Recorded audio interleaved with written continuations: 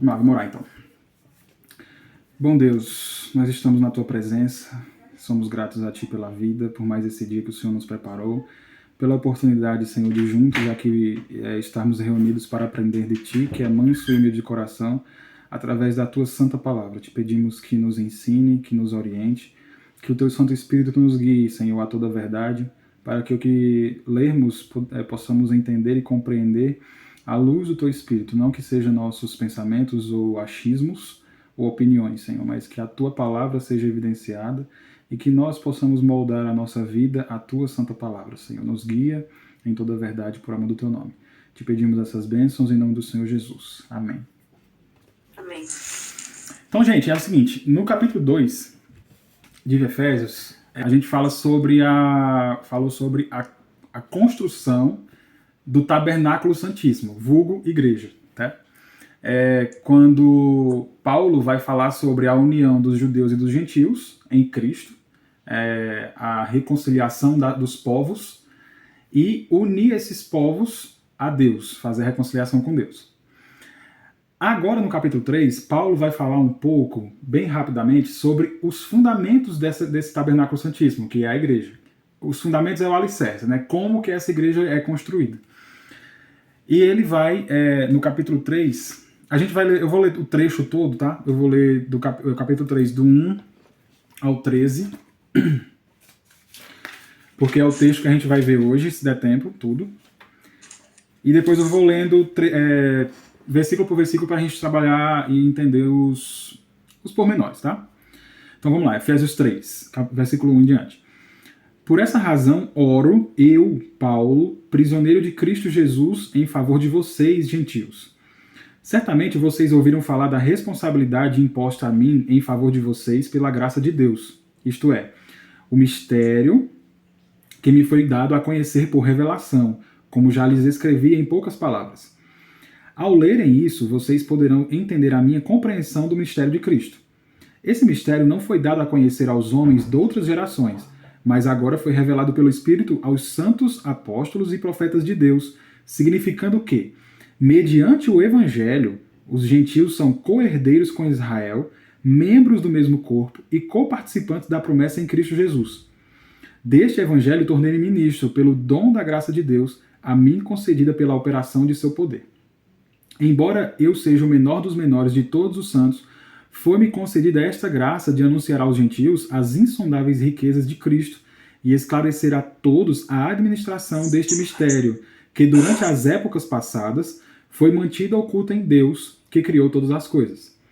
A intenção dessa graça era que agora, mediante a igreja, a multiforme sabedoria de Deus se tornasse conhecida dos poderes e autoridades nas regiões celestiais, de acordo com o eterno plano que ele realizou em Cristo Jesus, nosso Senhor, por intermédio de quem temos livre acesso a Deus em confiança pela fé nele. Portanto, peço a vocês que não desanimem por causa das minhas tribulações em seu favor, pois elas são uma glória para vocês. Então a gente vai ficar aqui até o verso 13, se der tempo a gente vê até o verso 13, senão a gente continua na próxima semana, ou enfim, quando der certo. Vamos lá, primeiro slide, a gente vai pegar a primeira partezinha do texto aí, ó.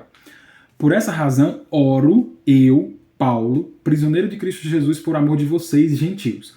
Eu coloquei essas coresinhas para fazer a explicação de cada trecho, tá? Por essa razão. Por que Paulo começa falando por essa razão? Sempre que a gente vê qualquer trecho que inicie com por isso, por essa razão, então, tudo isso vai remeter ao texto anterior. A gente precisa entender o que ele está falando anteriormente para poder entender por essa razão. Que razão, Paulo? Que razão? Então, se a gente voltar um pouquinho no verso 22 do capítulo 2, que é o texto imediatamente anterior, ele fala o seguinte, ó: nele vocês também estão sendo edificados juntos para se tornarem morada de Deus por seu Espírito.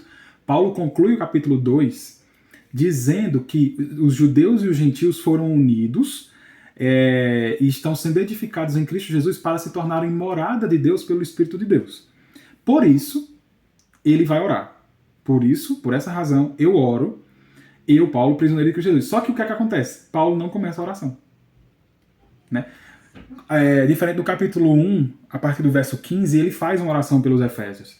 Aqui ele diz que vai orar, só que ele faz uma digressão. Ele não começa a oração, ele vai explicar por que ele é prisioneiro, por que é por amor dos gentios, por um monte de porquê. E depois, lá no versículo 16, é que ele vai começar a oração. Tá? Então, o capítulo 3, ele começa dizendo, Paulo dizendo que vai orar, faz uma digressão explicando umas coisas, depois ele ora. Essa é a estrutura do capítulo. E aí ele fala, eu, Paulo, prisioneiro de Cristo Jesus. O que é que acontece? Lá no início do nosso estudo, a gente, vocês devem lembrar, também é a única que estava aqui no começo, né? Que Paulo está preso em Roma, quando ele escreve essa carta.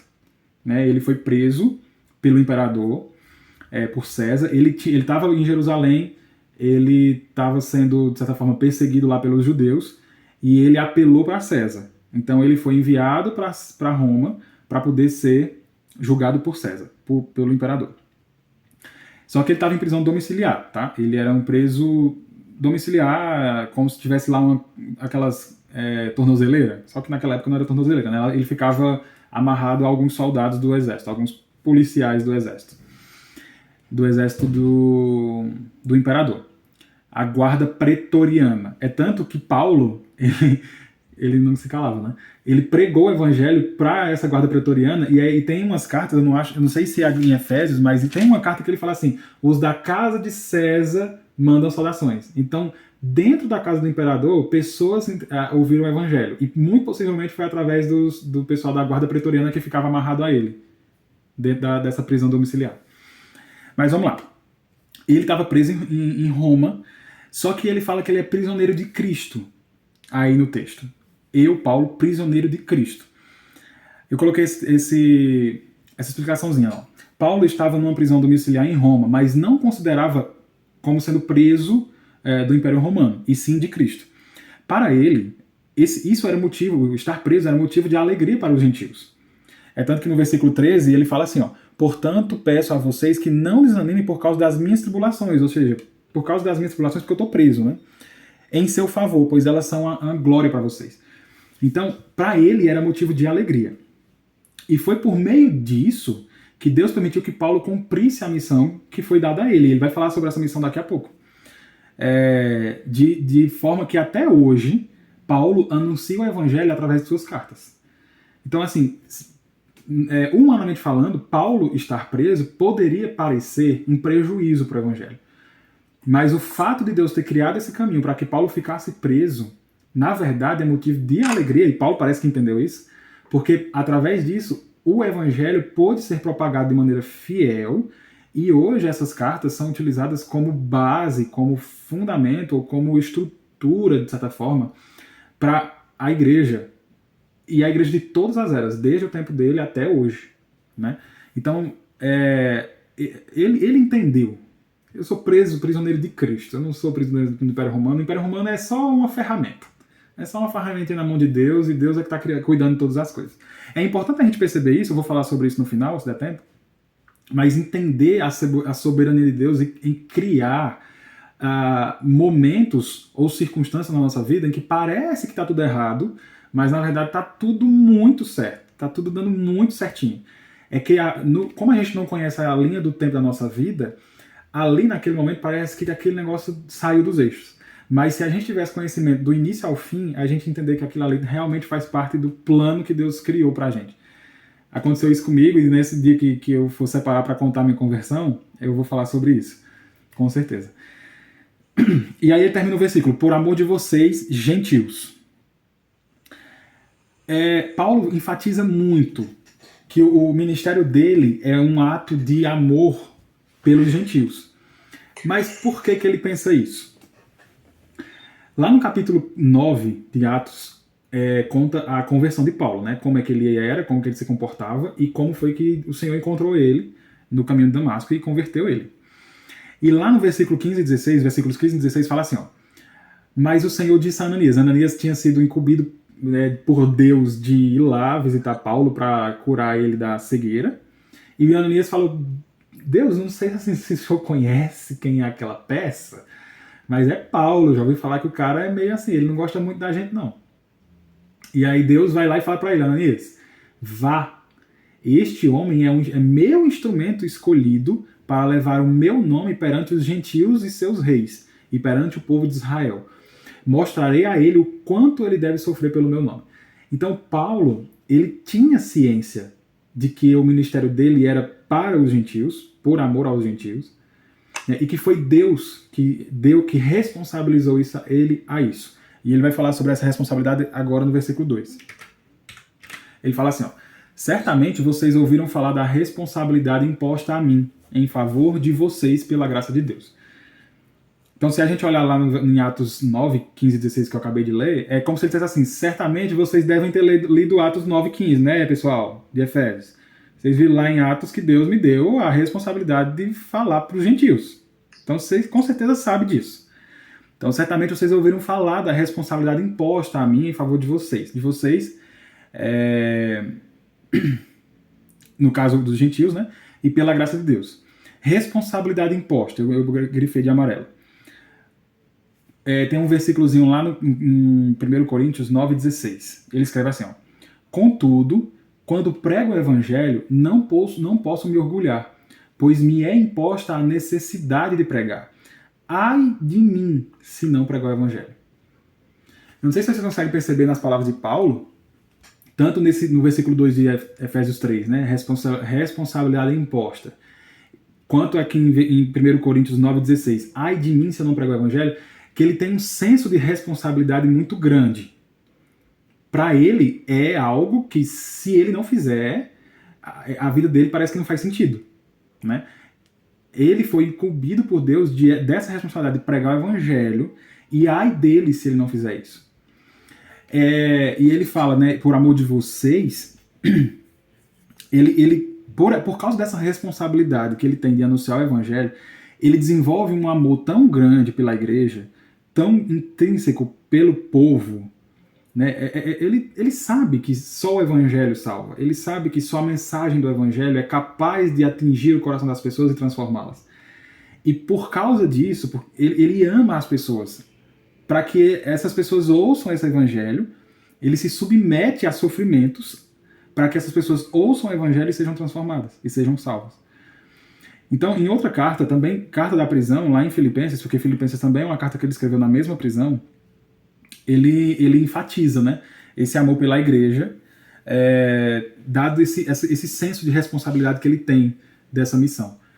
Ele escreve assim, ó, aguardo ansiosamente e espero que em nada serei envergonhado. Ele estava preso, lembra que ele estava preso, só que ele tinha convicção de que ele sairia da prisão. Dessa prisão ele saiu. Ele sabia que ia sair, de alguma forma ele ia sair. Por isso que ele está dizendo, eu não vou ser envergonhado, eu vou sair da prisão. Ó, pelo contrário, com toda a determinação de sempre, também agora, Cristo será engrandecido em meu corpo, quer pela vida, quer pela morte. Porque para mim, viver é Cristo e morrer é lucro. Caso eu continue vivendo no corpo, terei fruto do meu trabalho. E já não sei o que escolher. Estou pressionado dos dois lados. Desejo partir e estar com Cristo, o que é muito melhor. Contudo, é mais necessário, por causa de vocês, que eu permaneça no corpo. Então Paulo coloca numa balança a felicidade de estar com Cristo, que é muito melhor. Então, se ele morresse, para ele seria a melhor coisa do mundo.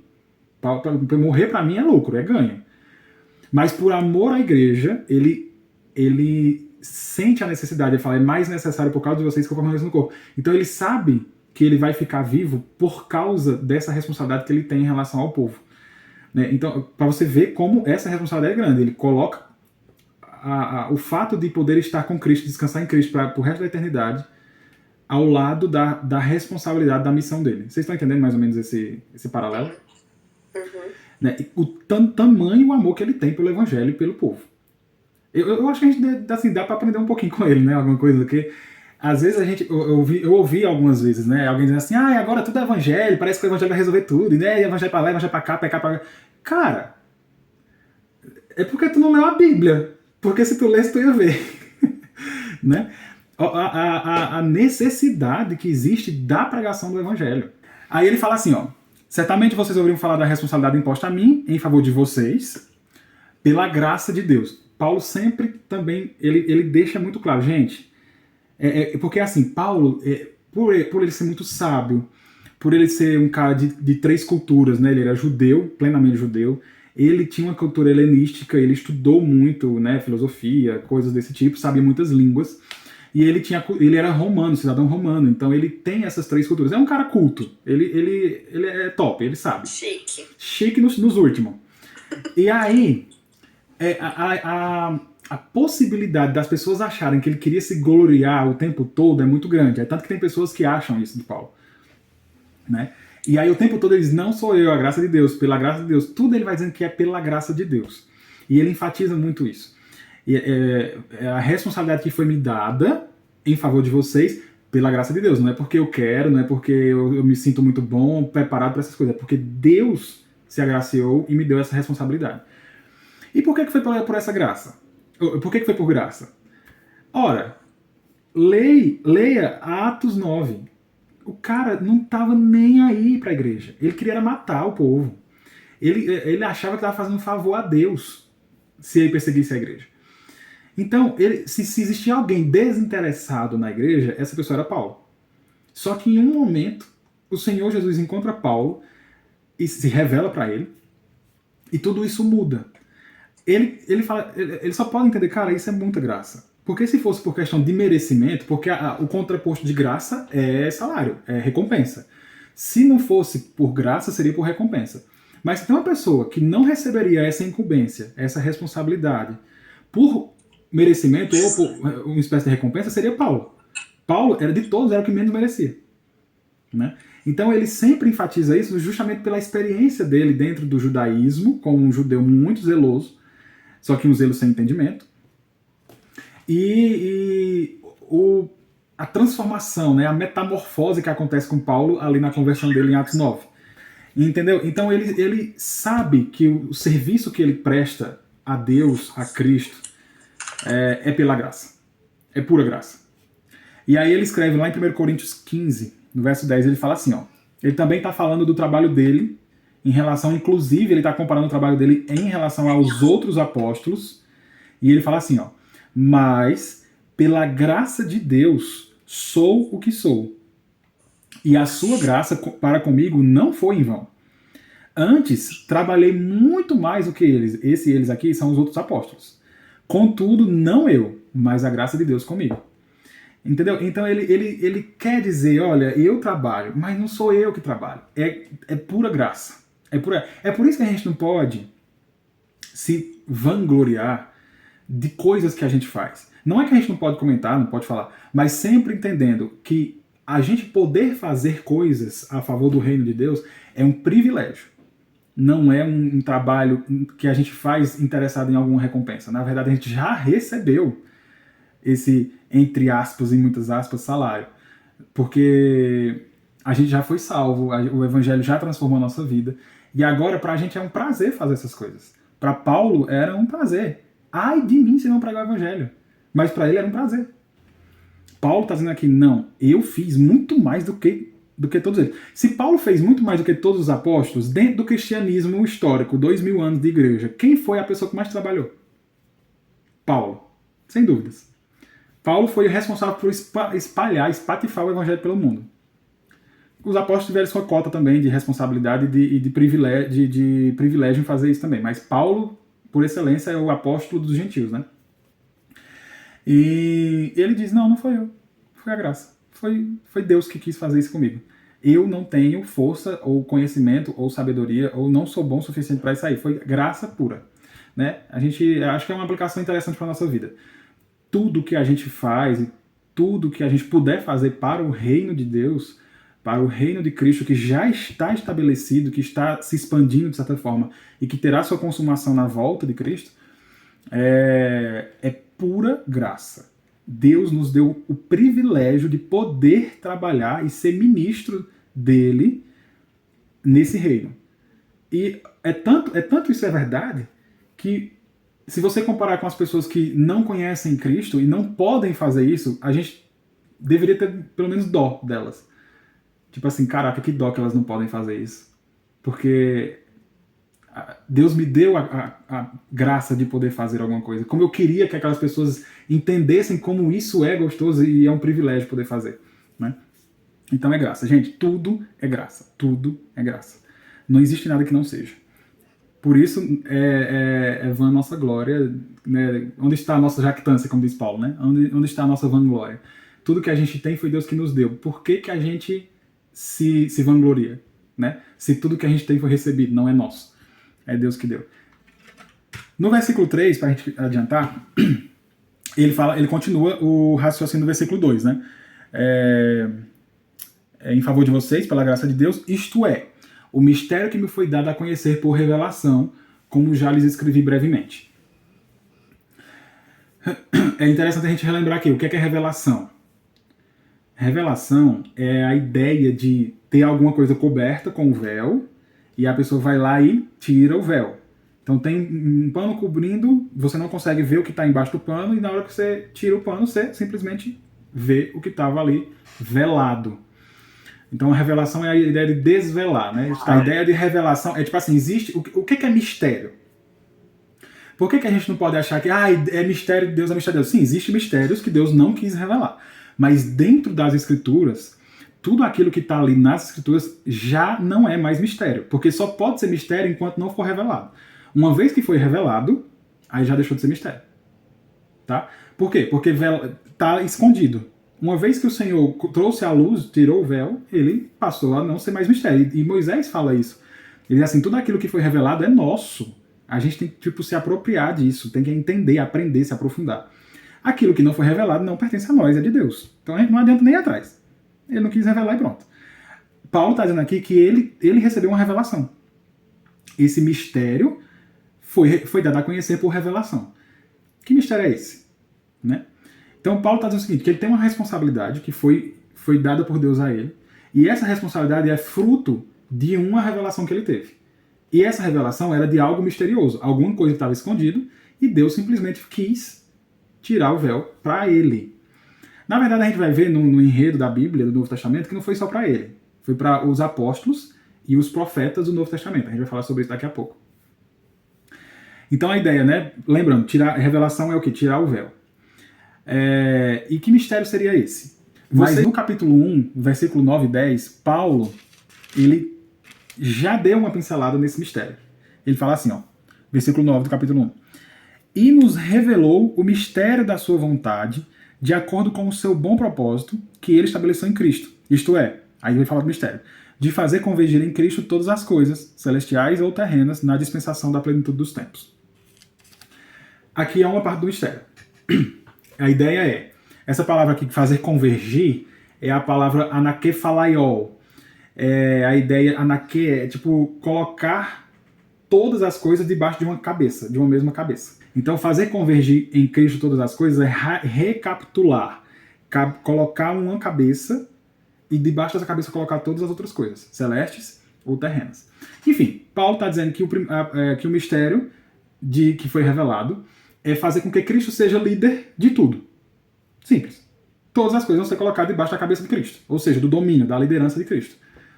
Né? E aí, nesse caso, a gente tem um corpo, debaixo da cabeça a gente tem o quê? Um corpo. E aí seria a igreja. E abaixo do corpo, abaixo dos pés, tem os pecadores e os inimigos de Deus. Deus falou para Cristo que colocaria todos os inimigos debaixo dos seus pés para que ele esmagasse. Né? Então, tudo vai ser posto debaixo da cabeça de Cristo. Quer seja no corpo, quer seja debaixo do corpo. Tá? E aí a segunda parte do mistério é o que está escrito no capítulo 2, a partir do versículo 11, quando ele fala que judeus e gentios foram unidos em Cristo para que aqui formasse a igreja e depois da igreja fosse unida com Deus, reconciliada com Deus. Esse é o mistério. Então Paulo está falando o seguinte, olha, Deus quis, por graça, revelar para mim, ou tirar o véu, de um mistério que estava oculto, mas agora ele quis revelar. E o mistério é esse. Pronto. Mistério revelado. Todas as coisas celestes e terrenas serão postas sob a liderança de Cristo, e em Cristo judeus e gentios são unidos em um único corpo. Quando eu falo judeus e gentios, gente, a gente está falando do mundo inteiro, tá? Porque aparece pouco, né? Só os judeus e gentios. Não, mas é só todo mundo aí. Só todo mundo. Aí no versículo 4 ele fala assim, ao lerem isso, vocês poderão entender a minha compreensão do mistério de Cristo. Ao lerem isso, o quê?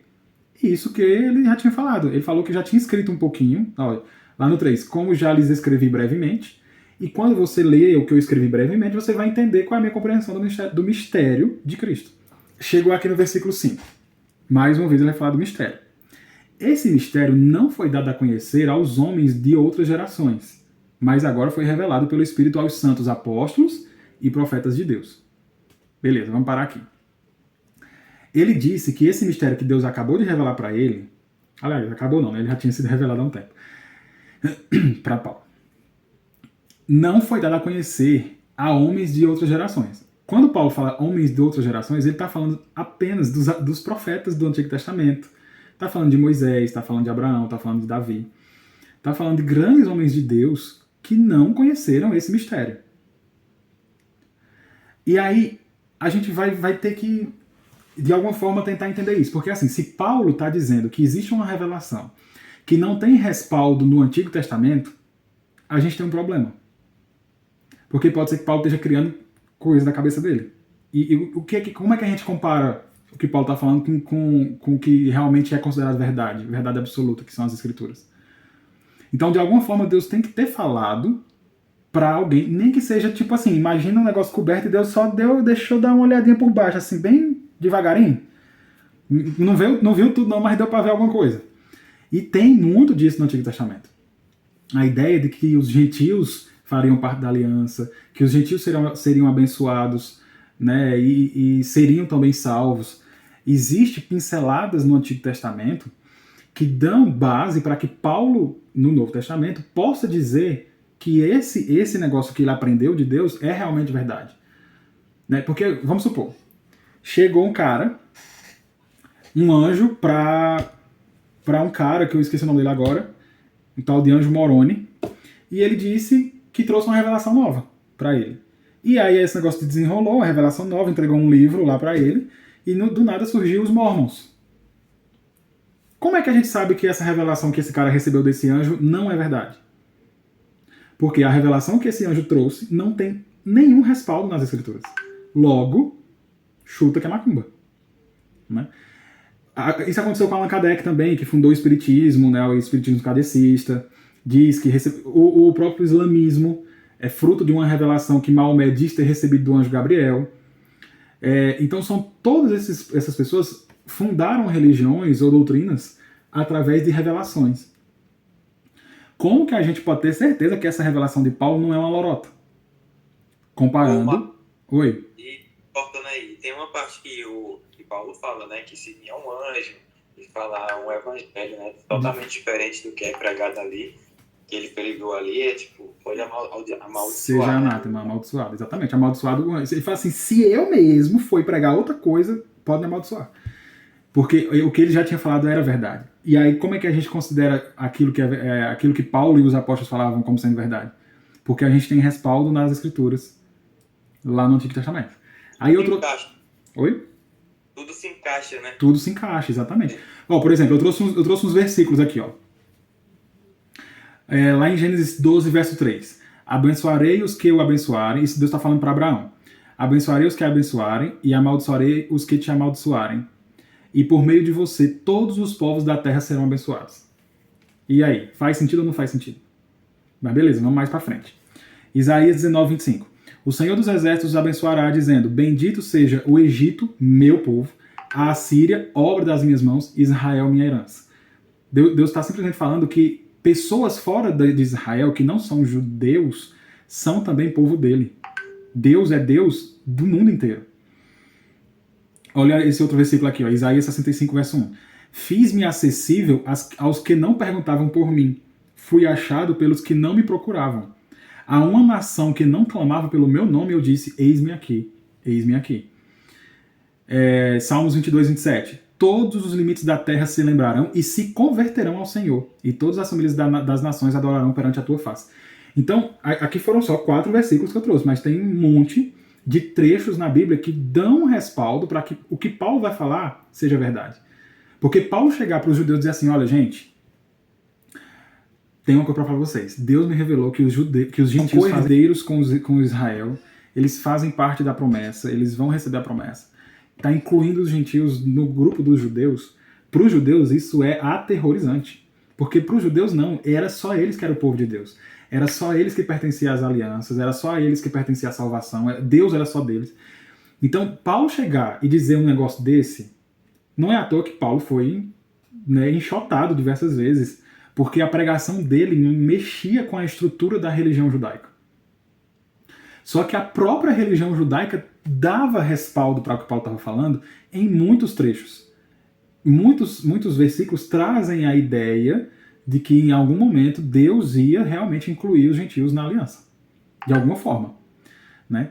E aí agora chegou a plenitude dos tempos. O mistério foi revelado agora na plenitude do tempo. Quando o tempo se completou, chegou o momento, Deus foi lá e tirou o véu. E até então era só por baixo, assim, dando uma olhadinha de vez em quando. Mas agora não, ele rasgou o véu mesmo e disse assim, agora eu joguei tudo no ventilador mesmo e é para todo mundo saber. Tá bom? E aí, continuando esse versículo, ele fala assim, ó, esse mistério não foi dado a conhecer aos homens de outras gerações, mas agora foi revelado pelo Espírito aos santos apóstolos e profetas de Deus. Então a gente tem dois, entre aspas, grupos de pessoas a quem Deus quis revelar essas verdades. Primeiro ele fala de apóstolos. O que é um apóstolo? Eu peguei esse significado aqui num dicionário bíblico, numa espécie de dicionário bíblico. É assim, ó, um delegado. Delegado, gente, não é delegado no sentido de delegado da polícia, não, tá? Delegado é alguém a quem é incumbido uma responsabilidade. Ele é delegado a fazer alguma coisa. Então, um apóstolo é uma espécie de mensageiro. Alguém que é enviado com ordens. Esse termo é especificamente aplicado aos 12 apóstolos de Cristo, né? Só que, num sentido mais amplo, ele é aplicado a outros mestres cristãos também. Tipo Barnabé, Timóteo, Silvano ou Silas. A ideia de apóstolo, a palavra apóstolo é enviado. Então, qualquer pessoa que saia, que seja enviado por alguém, por uma igreja ou por alguém para, no sentido cristão, né, pregar o evangelho, ele é um apóstolo. Só que, cuidado, é um apóstolo no sentido de ser enviado, nada mais. Só que dentro do Novo Testamento, a palavra apóstolo, ela ganhou uma conotação de autoridade. Então, apóstolo, no sentido de autoridade, só são os 12 e Paulo. Só esses.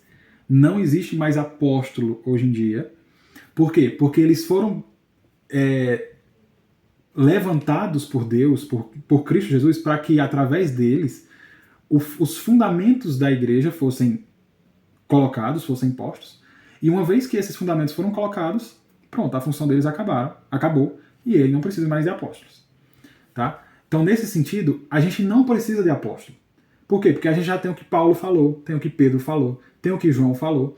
As cartas deles, os textos deles funcionam como... Oi? Tem umas igrejas que tem, né? Apóstolo.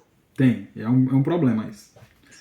Porque assim, se for apóstolo no sentido que eu falei, de enviados, pessoas que saíram para plantar igreja, alguma coisa assim, beleza, não tem problema. Só que eu acho meio perigoso.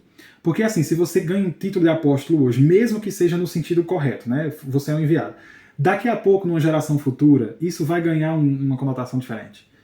Você vai ser considerado uma autoridade. E assim, e hoje em dia já tem, né? Apóstolos no sentido errado, no sentido dos apóstolos 12, nos 12 apóstolos mais Paulo. De pessoas que trazem doutrinas. Os apóstolos eles foram colocados para trazer, para revelar doutrinas. Coisas que tinham sido ocultas em Deus no passado, aos profetas, aos reis, aquelas pessoas do Antigo Testamento. Deus agora estava revelando ali no início da igreja nascente, para que essas pessoas pudessem ensinar a igreja, e uma vez que essas pessoas aprenderam o que tinha que aprender e ouviram todas as revelações necessárias, não precisa mais de apóstolo. Agora, se você diz que tem apóstolo, que existe apóstolo, é porque você está no período formativo da igreja. Tem alguma doutrina que você precisa aprender ainda. É porque essa é a função do apóstolo. Agora, se você tem alguma doutrina que você precisa aprender, é porque a Bíblia não é suficiente. Se a Bíblia não é suficiente, você vai trazer coisas que pode ser que nem encaixe com a Bíblia. Por exemplo, o Papa é uma espécie de apóstolo. Eles não se chamam de apóstolo, mas é uma espécie de apóstolo no sentido que ele, em ex-cátedra, né, sentado no seu trono, o que ele fala é considerado palavra de Deus. Automaticamente, ele traz doutrinas que a Igreja Católica cumpre, né, e aceita como doutrina, sendo que muitas das vezes não faz o menor sentido biblicamente falando. Nesse sentido, esses que eu citei, né, os mormons, os espíritas, os islã, esse povo todo aí, os testemunhos de Jeová, todos eles trouxeram revelações extra-bíblicas, exercendo a função de um apóstolo, sendo que não tem mais necessidade de apóstolo. Tá entendendo mais ou menos aí a questão, né? Eu fico pensando assim, o que é que passa na cabeça de uma pessoa, assim, que cria essas doutrinas, assim, sem pé e sem cabeça. Porque é realmente, assim, pra prender mesmo a pessoa e controlar a vida dela. Porque Exato. não tem outro sentido, gente. Porque, tipo assim, você não pode usar essa roupa, você não pode tirar, você tem que tirar sua barba, seu cabelo tem que ser cortado assim, você tem que andar assim. Tipo assim, é só pra ter o poder, é só pra ter a vida controlar as pessoas. E Paulo fala sobre isso. Paulo fala, eu que não tô lembrando agora o versículo. Gente. Ele fala assim... Mas foi o inimigo que trouxe isso aí, né? Essas doutrinas. Sem dúvida.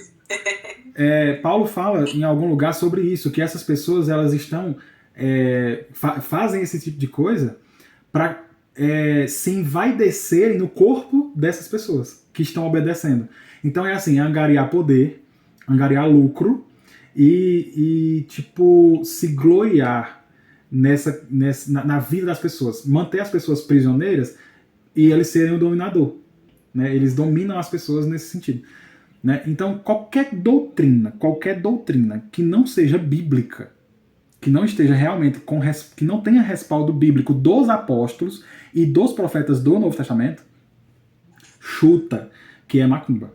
Por quê? Porque muito provavelmente é para que as pessoas coloquem cabrestos na gente para manter a nossa vida presa naquilo que eles acreditam ser a verdade e eles angariarem de alguma forma poder sobre nós ou até lucro. Né? Em algumas igrejas ou algumas seitas, o lucro é muito visado além de poder. Né? Lá em Mateus 16, 18, olha o que o Senhor Jesus fala para Pedro. E eu lhe digo que você é Pedro, e sobre esta pedra edificarei a minha igreja, e as portas do inferno não prevalecerão contra ela. A Igreja Católica ama esse versículo, né? Porque diz que Pedro foi o primeiro papa. Não tem nada a ver. Tá dizendo aí. Pedro representava... Diz o quê? Que Pedro o quê? A Igreja Católica diz que Pedro foi o primeiro papa justamente por causa desse versículo aí. Porque, assim, tu é Pedro, e sobre esta pedra, que Pedro é pedra, né? Petros. É pedra em grego, sei lá. E aí ele fala, sobre esta pedra eu vou edificar minha igreja. Tipo assim, sobre Pedro eu vou edificar a igreja. Mas a gente tem que entender uma coisa. Pedro é líder do colégio apostólico. Ele é o líder dos apóstolos. Está claro nas escrituras que Pedro era quem exercia o papel de liderança dos apóstolos. Então, quando Jesus Cristo se refere a Pedro, ele está se referindo aos apóstolos. Dizendo assim, olha, sobre vocês, eu vou construir a igreja. De fato, não é um problema a gente achar que a igreja é construída sobre os apóstolos. Paulo fala sobre isso. É sobre o fundamento dos apóstolos e dos profetas, cuja pedra principal é Cristo. Aí nesse versículo, o Senhor Jesus está dizendo que vai edificar a igreja sobre um fundamento que são os apóstolos e os profetas. O que eles disserem, não é as pessoas deles em si, é o que eles disserem. E o que eles disserem é revelação de Deus. Logo, a igreja vai ser construída sobre um conjunto de doutrinas reveladas por Deus através dos apóstolos e dos profetas.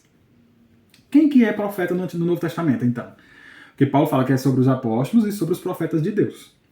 Que Deus revelou essas coisas. Quem são esses profetas?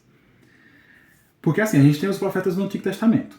Os profetas do Antigo Testamento, eles sempre, na maioria das vezes, não vou dizer mais sempre, na maioria das vezes, 99% das vezes, eles vinham com uma mensagem de confronto, de repreensão e um chamado ao arrependimento. Eles não estavam lá adivinhando o futuro de seu ninguém. É tanto que a maioria das profecias era assim, se você fizer isso, Deus vai fazer assim, assim, assim. Mas se vocês se arrependerem, Deus também se arrependerá do mal que tinha dito que lhe faria. Né? Então, são profecias condicionais, que tem um aspecto do futuro, só que sempre condicional. Se você não se voltar para Deus e se arrepender, aí Deus vai fazer assim, assim, assim. No Novo Testamento, a gente vê profecias, tipo a de Ágabo, acho que é Ágabo o nome, que fala assim, Paulo está lá num lugar, acho que é em Corinto, não sei, acho que é em Corinto, não tenho certeza. E aí um profeta chega e fala assim, olha, aí pega um cinto e amarra os pés e as mãos, né? E fala assim farão com o dono deste cinto quando chegar em Jerusalém. E o cinto era de Paulo. E o povo ficou tudo desesperado. Paulo, vamos te pegar e tal, não sei o quê. Né? Não vai. Paulo simplesmente ignora a profecia. Não porque ela era mentira. Não era mentira, era verdade. Realmente, quando ele chegou em Jerusalém, ele foi preso. Ele passou 2 anos... Ele passou um tempo preso lá em Jerusalém, depois ele foi mandado para Cesaré, e depois ele veio para Roma, onde ele escreveu essa carta. Então ele realmente foi preso, a profecia se cumpriu. Só que ele não estava vivendo por causa da profecia. Ele fala assim, gente, eu estou preparado para morrer. O que é ser amarrado com esse cinto? Tipo, né? Então no Novo Testamento tem um aspecto de profecias voltadas para a pessoa, uma pessoa específica, né? Em um momento específico, alguma coisa muito específica, muito pontual. Mas, ao contrário do que a maioria das pessoas pensam, não era esse o ministério do profeta do Novo Testamento, ficar adivinhando o futuro do povo. Olha o que está escrito ali que eu coloquei, ó. 1 Coríntios 14, verso 3. Quem profetiza o faz para a edificação, encorajamento e consolação dos homens. Esse era o ministério dos profetas do Novo Testamento. Eles tinham um ministério de, através do que eles pregavam, e o que eles pregavam não era profecia futurística, pregava a palavra. É tanto que Paulo, por exemplo, aqui tem consolação dos homens. Lá em 15 de Coríntios, no capítulo seguinte, ele está falando sobre a ressurreição, ele fala, consolem-se com estas coisas. Ou seja, aprendam as doutrinas, as verdades de Deus e consolem as pessoas com essas coisas. Era isso que os profetas do Novo Testamento faziam. Então eles edificavam a igreja, eles encorajavam a igreja e eles consolavam a igreja. Esse era o ministério dos profetas. E vez ou outra eles traziam revelações. Revelações doutrinárias e revelações pontuais também. Está escrito que as filhas de Filipe também eram profetisas. As filhas do diácono Filipe, acho que era o diácono Filipe. Eram profetisas. Não era profetia se eu ia comprar uma casa, não, né? Não. Geralmente, gente, as profecias eram... No Velho Testamento e no Novo, as que pelo menos eu conheço, que eu lembro de ter visto, era sempre alguma coisa difícil, alguma coisa complicada que ia acontecer. Não tinha nada de florzinha, de jardinzinho, borboletinha, não. Era tudo coisa complicada. Né? Olha, você vai, mas vai dar B.O. Era mais ou menos esse tipo de profecia. Não tinha ninguém ali alisando a vida de seu ninguém. Olha, 1 Coríntios 14, 24, 25. Olha o que é que Paulo fala aqui, ó.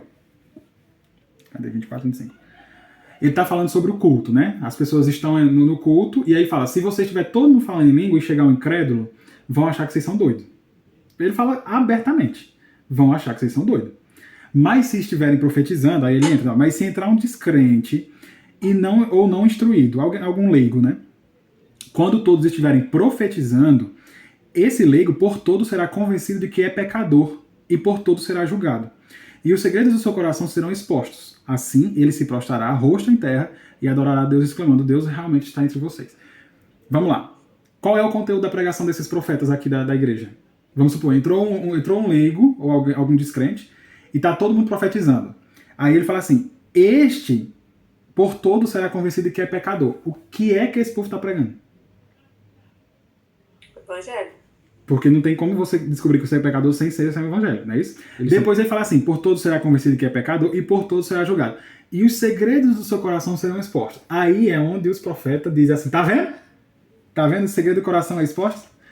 Então o que é que acontece?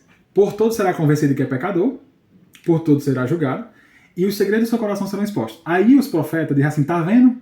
Como profecia existe e como tem, né? Os segredos do coração são expostos, você prega lá o que está no coração da pessoa. Gente... Dentro da história da igreja, o que acontece quando alguém reconhece que é pecador é confissão. Então, quem vai expor os segredos do coração é a própria pessoa. Eu estou convencido que eu sou pecador porque eu faço isso. As coisas que antes eu escondia por causa que o pecado envergonha, agora eu confesso. É isso que está dizendo esse texto. Então, qual é o teor da mensagem dos profetas no Novo Testamento? Evangelho. É com o evangelho... Peraí, como é? Fala aí de novo, rapidinho, só essa última parte. Preciso gravar isso aí, porque eu tô notando essas coisas que eu na cabeça. Porque no versículo 25 está assim, e os segredos do seu coração serão expostos. As pessoas entendem que, na verdade, os segredos do coração daquela pessoa, daquele pecador, vai ser exposto pelos profetas. Mas não é isso.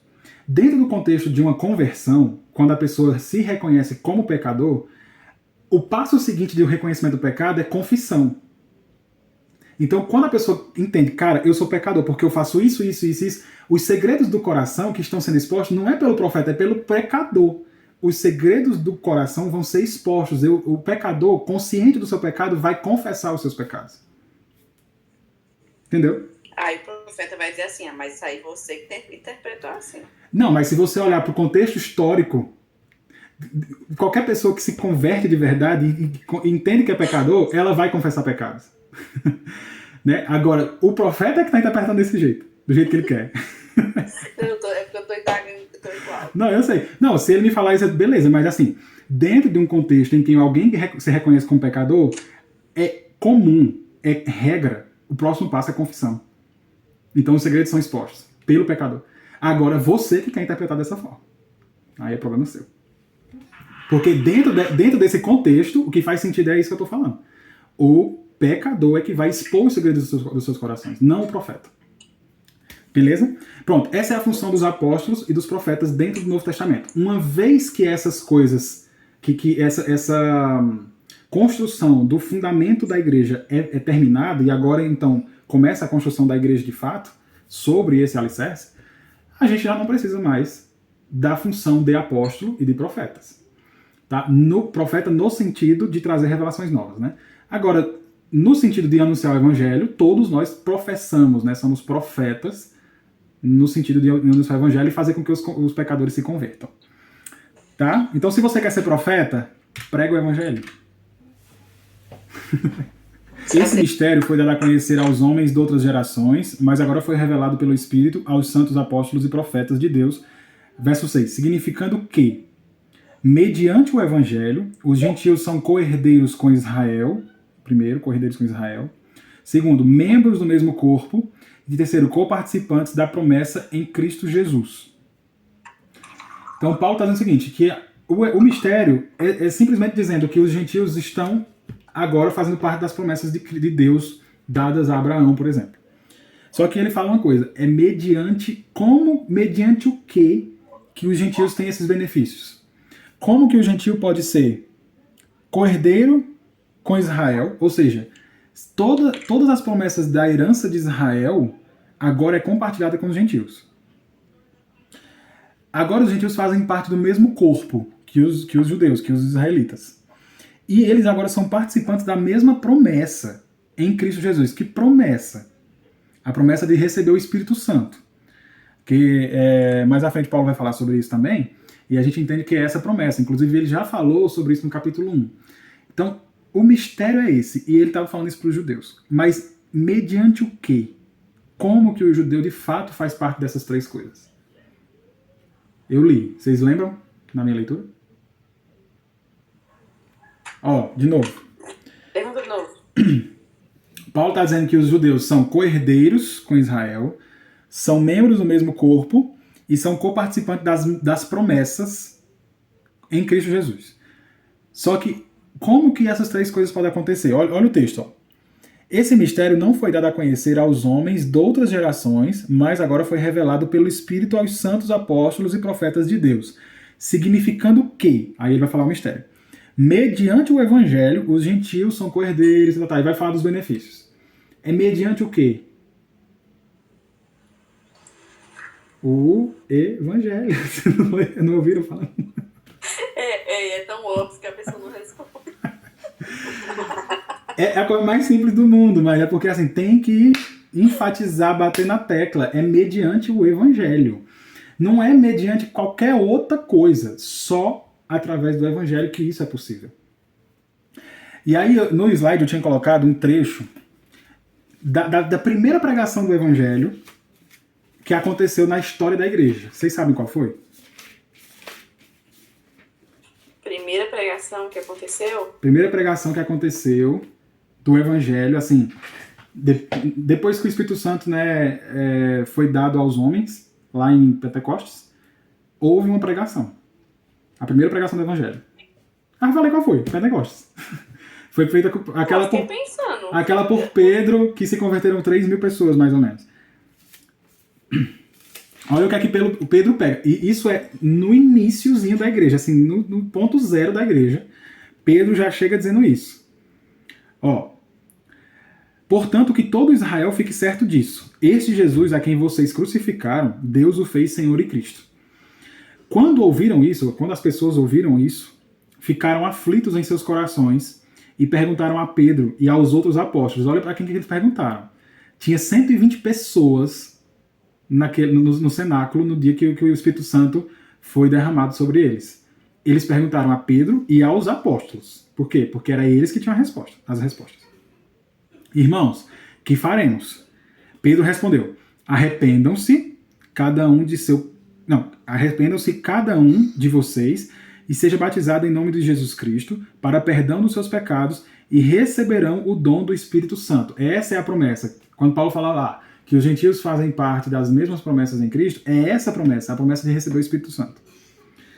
Aí ele fala o seguinte: pois a promessa é para vocês, ou seja, para vocês judeus, para os seus filhos, ou seja, para a descendência de vocês, e para todos os que estão longe, para todos quanto o Senhor, o nosso Deus, chamar. Quem é essas pessoas que estão longe? São os gentios, né? Lá, no capítulo 2 de Efésios, Paulo fala assim, ó: mas agora, em Cristo Jesus, vocês que antes estavam longe, foram aproximados mediante o sangue de Cristo. Então, Pedro, lá no iniciozinho da igreja, lá no ponto zero mesmo, quando ele faz a primeira pregação do Evangelho, ele já cita essa bênção, esse benefício. Só que mediante o Evangelho. Deste me tornei ministro. Deste o quê? Deste Evangelho. Mediante o Evangelho, então deste Evangelho eu me tornei ministro. Pelo dom da graça de Deus. Mais uma vez ele enfatiza. Pelo dom da graça de Deus. O que é? Dom é presente de Deus.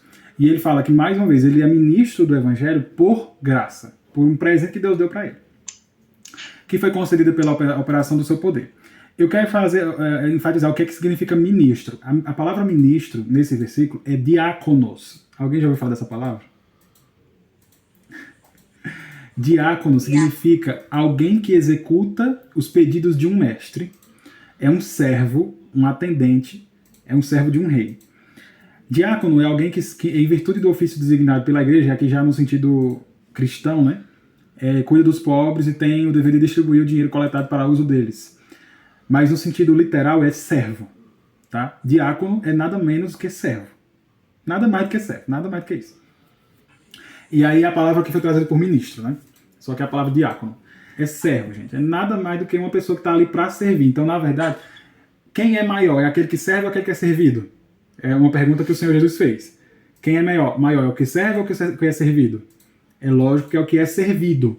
Só que quando você não entende o significado da palavra diácono como sendo de servo, você acha que você é que é maior. Mas, na verdade, quem é servido é que é maior. Imagina, um garçom, quem é maior? É o cliente ou o garçom? Cliente. Por quê? Porque ele é servido. O garçom que serve. Então, a palavra diácono é a ideia de servo. É por isso que ele fala, e deste evangelho eu me tornei servo. Eu me tornei ministro, eu me tornei diácono, porque eu preciso pegar ele, distribuir, servir, entregar como um garçom para as pessoas. Entendeu aí? Beleza, vamos para frente. Versículo 8. Embora eu seja o menor dos menores dentre todos os santos, foi-me concedida esta graça de anunciar aos gentios as insondáveis riquezas de Cristo. Paulo fala assim, embora eu seja o menor dos menores dentre os santos, não é por falsa humildade não, tá? Às vezes a gente lendo assim, superficialmente, acha que Paulo tá, meu Deus do céu, mas olha, fica só querendo dizer que não sei o que, eu sou pequenininho, não sei o que mais lá, mas não é isso, não é isso. Ele realmente se considerava menor do que todas as outras pessoas, tinha uma motivação. Lá em Atos... cadê eu escrevi aqui? Escrevi não, mas eu coloquei a referência. Atos 15:9. Atos 15:9 conta a história de quando Paulo foi convertido, eu já mencionei na estante. E aí, em algum momento, eu acho que não é Atos, acho que é 1 Coríntios, peraí. 1 Coríntios 15:9. Aqui é, 1 Coríntios 15:9, olha aqui, ó. Pois eu sou o menor dos apóstolos e nem sequer mereço ser chamado apóstolo. Aí ele vai dizer por quê? Por quê? Porque persegui a igreja de Deus. Então ele de fato se considera menor do que todos os santos pelo fato dele se considerar, inclusive, o pior dos pecadores. Ele fala isso. Eu sou o pior dos pecadores. Então eu sou o menor de todos eles. Por quê? Porque eu persegui a igreja de Deus. Eu não tinha nenhum direito de ser chamado de apóstolo. Eu nem me chamo de apóstolo, mas é quase isso que eu digo, né? E aí ele fala que é menor do que todos os santos, mas ele mesmo sendo menor foi concedido essa graça. E a graça de anunciar aos gentios, servir, né? Entregar como um garçom, as insondáveis riquezas de Cristo. Ele fala sobre essas riquezas de Cristo lá no capítulo 1 também, a gente vai ver quando voltar. E aí fala de outra coisa, esclarecer a todos a administração desse mistério, do mistério que ele diz que foi revelado, né? Que durante as épocas passadas foi mantido em oculto em Deus, que criou todas as coisas. Mais uma vez ele repete, esse mistério estava escondido e agora foi revelado. E agora Deus me deu a responsabilidade de esclarecer a todos como que Deus administra esse mistério. Essa administração ele escreveu, ele explicou no capítulo 1 de Efésios. Ele explicou bonitinho o que cada pessoa da Trindade fez. É tanto que a palavra administração, nessa versão, na verdade ela é traduzida por outras versões como dispensação. É a palavra koinonia. Está aqui no slide. Ó. Koinonia. Essa palavra koinonia significa comunhão, participação conjunta. É a parte que alguém tem na participação em algo. Ou seja, no capítulo 1, Paulo ele explica a função de cada pessoa da Trindade. O que o Pai fez para a salvação das pessoas, o que o Filho fez e o que o Espírito Santo faz. Então ele está dizendo o seguinte, ó, me foi dada a responsabilidade de explicar para vocês essa dispensação, essa administração, como que foi feita cada coisa. E lá no capítulo 1 ele já tinha falado sobre isso. Certo? A gente vai ver, é terrível, é maravilhoso, é incrível, meu Deus do céu. Dá vontade de sair pro céu direto. De tão maravilhoso que é Paulo explicando qual é o papel de Deus na salvação, o Deus o Pai, na salvação dos homens, qual é o papel do Filho e qual é o papel do Espírito Santo. Continuando. Verso 10. A intenção dessa graça era que agora, mediante a igreja, a multiforme sabedoria de Deus se tornasse conhecida dos poderes e das autoridades nas regiões celestiais, de acordo com o seu eterno plano que ele realizou em Cristo Jesus, nosso Senhor, por intermédio de quem temos livre acesso a Deus em confiança pela fé nele. Começando aqui no verso 10. A intenção dessa graça. Qual é a graça? A que graça Paulo está se referindo? Aqui não é a graça, tipo a graça do Filho de Deus, tal. Não, é a graça de ter recebido a responsabilidade de anunciar essa administração, de explicar a administração. A intenção dessa graça é o quê? Ele está falando, gente, a intenção de Deus em me dar essa graça de explicar essa administração desse mistério é para que mediante a igreja, e aqui a gente vai falar sobre igreja, tá? A importância da igreja. Mediante a igreja, ou seja, mediante a união dos povos em Cristo, desse corpo, mediante isso, a multiforme sabedoria de Deus se tornasse conhecida dos poderes e autoridades das regiões celestiais. O que é que Paulo está dizendo em relação a isso aqui? Paulo está dizendo o seguinte, através da igreja, através desse trabalho lindo, maravilhoso, de reconciliação entre os homens e dos homens com Deus, que Cristo executou, é para que o nome de Deus, a sabedoria de Deus, a pessoa de Deus, possa ser glorificada através do conhecimento. As autoridades e as potestades celestiais das regiões celestiais. Gente, regiões celestiais aqui é a dimensão espiritual. O céu bíblico não é a ideia de céu que a gente tem hoje, de que existe um patamar, tipo, o teto da gente é o piso do céu que Deus está, ou que os anjos estão. Os anjos estão. Não sei se vocês pensam assim, mas, tipo assim, a partir de um lugar, o primeiro andar do mundo seria o céu. Não sei se vocês pensam assim. O céu é a esfera espiritual. É a dimensão espiritual. Isso é que a Bíblia se refere como céu. É a isso. Deus, ele não está num lugar específico. Nada pode conter Deus. Né? Então, ele não pode estar preso num lugar que a gente acha que chama de céu. A partir da... Imagina, então, a dimensão espiritual. Tudo o que é imaterial, inclusive os demônios, Satanás, tudo que é imaterial. Eles vão conhecer os anjos que não caíram, os que caíram, todos. Vão conhecer a sabedoria de Deus através desse plano que Cristo executou em construir a igreja e unificar pessoas. E reconciliar pessoas pecadoras, dignas de condenação, perdoar essas pessoas e fazer com que elas fossem herdeiras, né, dele, em Cristo.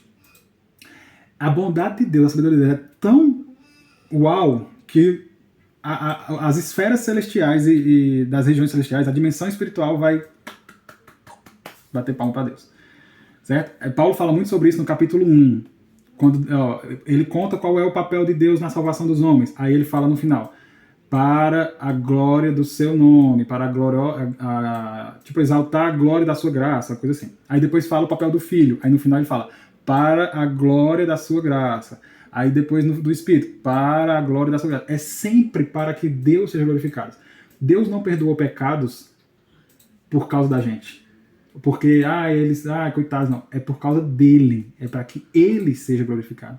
É ele. Não é sobre nós, é sobre ele. Então, ele criou todo esse teatro, de certa forma, esse filme. Teatro parece que é pejorativo, né? Mas todo esse enredo, toda essa história que Deus criou como um sábio escritor, ele criou tudo isso para que, no final das contas, ele seja glorificado. Então, se existe pecado, queda, redenção, é para que no final das contas ele seja glorificado. E Paulo está dizendo exatamente isso. E isso vai acontecer mediante a igreja. É a igreja que tem a responsabilidade de, nessa união, fazer com que todas as potestades e autoridades celestiais, das regiões celestiais, conheçam quão bom Deus é e quão sábio Deus é. Tá? Então ele fez isso de acordo com o eterno plano, e esse plano ele conta lá em Efésios 1, nós vamos ver depois. Que ele realizou em Cristo Jesus, nosso Senhor. Por intermédio de quem? Ou seja, por intermédio de Cristo, nós temos acesso livre a Deus em confiança e fé. E aí eu coloquei um versozinho, por exemplo, aqui, mediante a igreja. O que é a igreja? É a união, eclesia, reunião de cidadãos chamados para fora de seus lares, para algum lugar público. É uma espécie de assembleia. No sentido cristão, é a reconciliação dos povos, dos judeus e dos gentios. E aí quando ele no versículo 12 ele fala, por intermédio de quem temos livre acesso a Deus em confiança. O que é isso? É a reconciliação da igreja com Deus. Então lembra, o que é a igreja? É a união dos povos. E o que é a salvação desse povo? É a reconciliação dele com Deus. Lembra da cruz? A gente falou sobre várias aulas aí. Pronto. Aí, para finalizar, no versículo 13 Paulo fala assim, portanto peço a vocês que não desanimem por causa das minhas tribulações em seu favor, pois elas são uma glória para vocês. Volta naquela ideia, né? Deus está no controle de todas as coisas. Paulo está preso, mas ele não queria que a igreja ficasse se preocupando com ele por causa que ele estava preso. Na verdade, isso era motivo de alegria. Aí eu tinha colocado 2 versículos falando sobre provações, eu vou mandar depois no grupo. Como que a gente, biblicamente falando, a gente tem que se alegrar quando a gente é provado, porque as provações têm cunho pedagógico, né? A gente aprende. E... inclusive o último versículo dá para ler aqui, foi Pedro que escreveu, ele fala assim, amados, não estranheis a ardente prova que vem sobre vós para vos tentar, como se coisa estranha vos acontecesse, mas alegrai-vos no fato de serdes participantes das aflições de Cristo, para que também na revelação da sua glória vós regozijeis e alegreis. Se pelo nome de Cristo sois vituperados, bem-aventurados sois, porque sobre vós repousa o Espírito da glória de Deus. Lembra qual é a promessa? A promessa de ser enviado o Espírito Santo. Junto com essa promessa tem a consequência. Nós seremos provados. Então, as provações devem ser motivo de alegria, de glória, justamente porque nós estamos vivendo, participando das aflições de Cristo. Né? Para quê? Simplesmente porque Deus gosta de provar a gente? Não, absolutamente. É porque ele sabe que a provação produz perseverança, produz esperança, produz confiança, produz uma série de coisas importantes para o nosso relacionamento com Deus, que numa condição mais favorável, geralmente essas coisas não acontecem. Né? Então, nesse sentido. Então Paulo fala, não se atribulem, não se entristeçam pelas minhas tribulações. Isso é motivo de glória. Deus sabe o que está fazendo. Né? E isso fica de aplicação para a nossa vida. A gente está provado, está passando por coisas difíceis. Deus sabe o que está fazendo e nós precisamos ter humildade para dizer, Senhor, o que eu preciso aprender com isso? Né? Pronto, gente, encerra.